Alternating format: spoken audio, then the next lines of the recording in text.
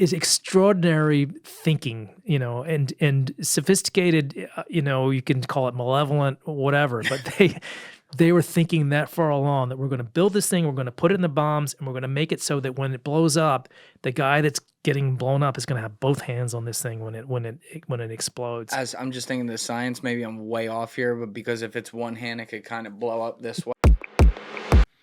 Yeah. I mean, if you've ever read the book Rise or Kill First by Ronan Bergman. A lot of respect for that book. Yeah, and you read like the history of how creative Mossad is in ways to kill people. Yeah, nobody's better. It's fucking unbelievable, I gotta say. Yeah. Like, I read that one, I was like, no. Yeah. No. I did. Yeah. So that's, I mean, when you're working a story like that, though, you're doing this in the post-October 7th world. Yeah. So, I would imagine, especially given the heat Israel's taken, we'll talk about Gaza in a minute, and everything that's going on, like, how do you even get great sources when they're probably so, like, as a country, so closed off to the world because the attitude is strongly against them around much of the world, including in America? Yeah, they do see that they're more besieged now in terms of international public opinion than maybe in their history. Yeah, so I agree. This is a new time for them. At the same time, I've always found this to be the case with intelligence folks, that they want people to know when they're successful, and they may not be able to talk about it directly, but there's maybe a human desire to get credit for something good that they've done or something they feel that's been good. And we found that was a door that we could push on. That if you're not going to get a briefing from Mossad in its office in Tel Aviv, but you're not probably not.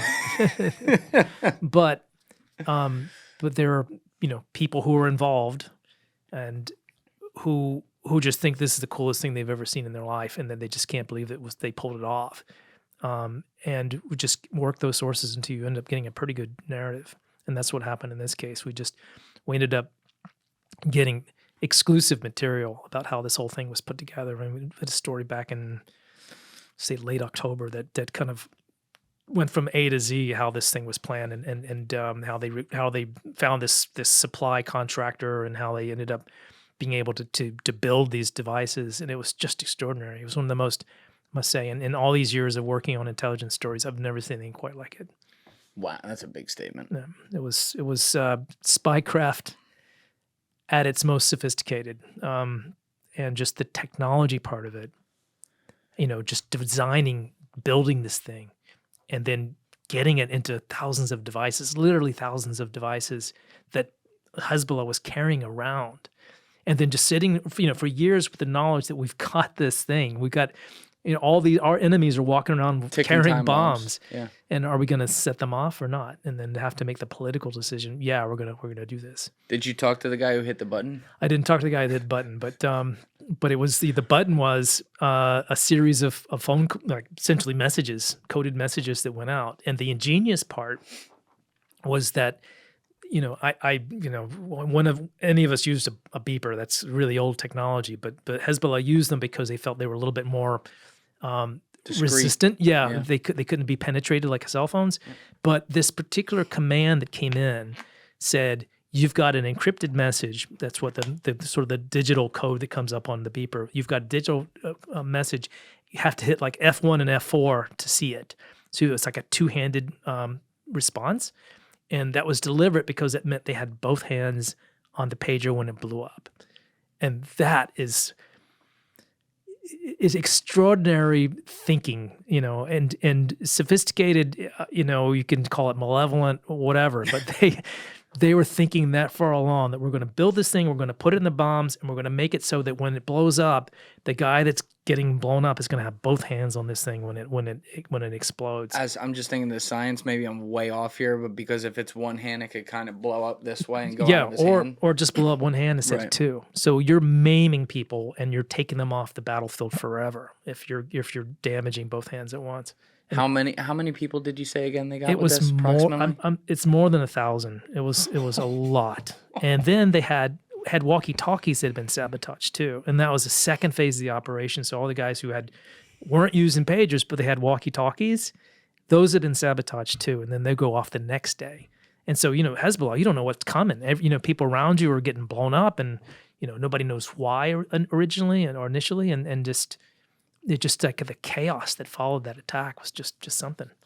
See, when the Gaza war broke out, Israel, as a result of I guess having to defend against that afterwards, gave Iran what they wanted, which is they wanted a war that would be nasty and that could then, lead to horrible things happening that could be used for political purposes.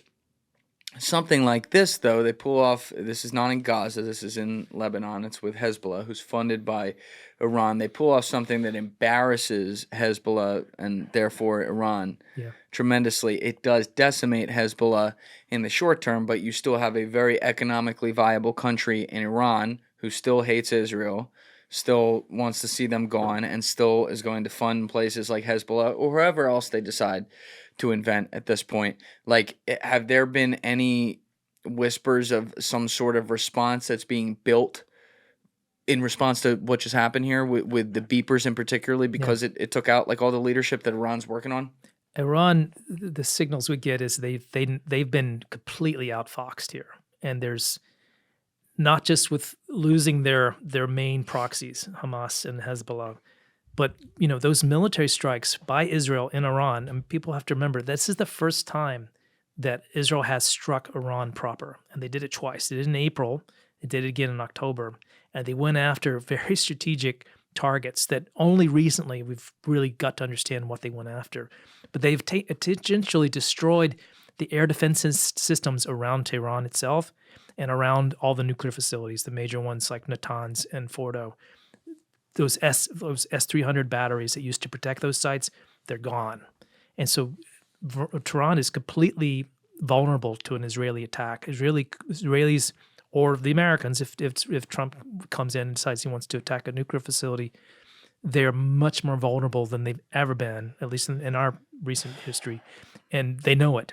So their recourse might be to race to make a nuclear weapon. That's what folks are mostly afraid of. But in terms of their ability to really retaliate, there's not much they can do, because anything they try to do against Israelis is going to invite hellfire on them. So there's never been like a checkmate like this that we've seen in the last 15, 20 years. What about their allies, though? They're allied with Russia and China. Right. Well, how strong is that? Because those are nuclear powers. Right. And so the Russian relationship has always been complicated. So they do business together. They don't really trust each other. There's always been this kind of bit of skepticism and suspicion in the relationship. But right now, Russia is completely preoccupied. They've got their hands full with Ukraine. Their economy is in much worse shape than people realize. They're on a trajectory now that if things continue as they are, they're going to run out of manpower for the certainly for their industry as well as their military campaigns. They don't have the bandwidth to really do anything to support Iran if they wanted to right now. So that relationship isn't what it used to be, and China, frankly, just doesn't want to get involved. We don't see China. How do we know that? Well, just because there's no benefit to China to, like, for example, even the Ukraine context. We see China doing a lot of things like supplying Russia with, with parts for weapons or parts for drones, but they're not providing weapons. We haven't seen any instance of China actually investing, helping their ally in that way, because their most important business relationship is with Europeans and the Americans. They don't want to, alienate their biggest economic, trade partners. So it's the volume of trade that China does with us versus what they do with Russia, there's just no comparison. So there's no reason that they would kind of really go out on a limb and alienate the West in order to help Putin out of his troubles. Not in a significant way. They do it sometimes just kind of to create strategic advantages, to kind of you screw with your enemy by helping your enemy's friend or enemy's enemy. So there's some of that calculation, but they're being very cautious about it. They haven't really kind of decided we're gonna save Putin. It just hasn't happened. Which is, I mean, from our perspective, that's a good thing, because there's obviously less fireworks going off because of that. But, you have a outgoing administration and an incoming administration here, to go on this tangent for a minute on Russia-Ukraine, where the minute Trump won, the Biden administration, whoever the hell is running that, increases the funding like crazy to Ukraine. And it's like, listen, I hate all the people that are dying there. It's war. It's terrible. And I don't want to reward Putin and give him all kinds of land or whatever. Yeah. But there have been there have been decent signs that there could be a way out of this to where, all right, maybe he just gets to keep Crimea from 2014 and a segment of the Donbass, and Ukraine gets to fully exist and we can have peace. And now we're upping the scale here. And to me, it's are you poking a bear when you have a country that, as you just pointed out, is starting to run against the economic wall? They got a little exposed on the battlefield because they didn't run over Ukraine in 2 days. Yeah. Shout out to the Ukrainians for holding their lines like that. And they just keep getting it's like I said, it's like the administration keeps poking them you won't use a nuke. You won't use a nuke. Watching the video, guys. If you haven't already subscribed, please smash that subscribe button and check out this clip's full podcast episode by clicking here or in the description below.